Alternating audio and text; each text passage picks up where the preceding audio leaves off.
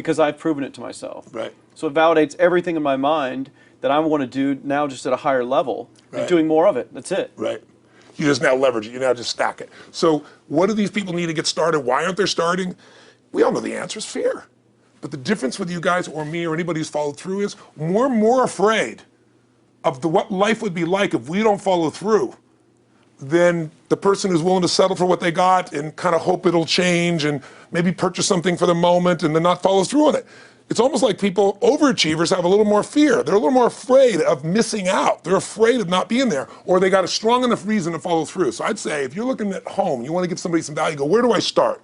I'm sick of this. That's a damn good place.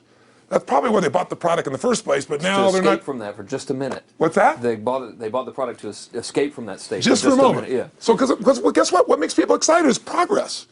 You don't have to be at the goal yet to feel alive again. You have to make progress. And the first step to progress is making a decision and buying the product. But then they don't do the second step, which is open the damn thing up. I think another powerful distinction that you're hitting on here is the fact that a lot of people that have breakthroughs in their lives, like including Frank and I both in different, success stories, situations, whatever you want to call them, is that, people typically hit rock bottom before that must is a reality. You're right. So in thinking of that, because a lot of things as well, like we hear in marketing, like if you had a gun to your head right now and you had to make money in the next, 48 hours, what would you do?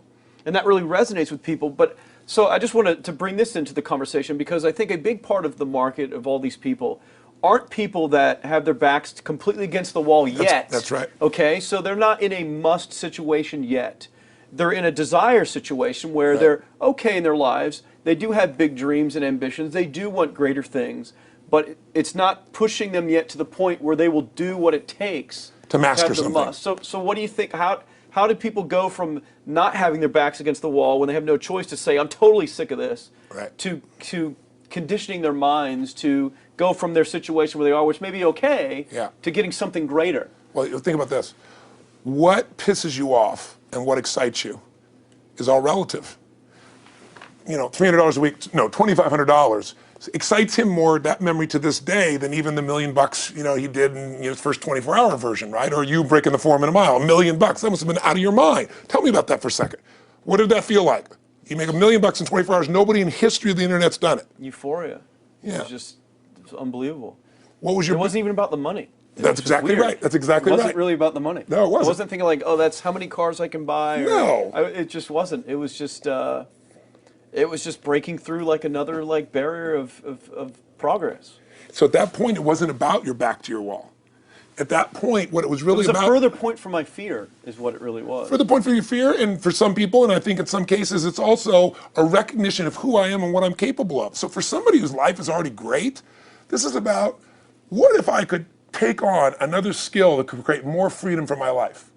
And just saying, I'm not having to go out and try and do it all perfectly right now. What I'm going to do for the next 8 weeks, I'm going to create a little ritual.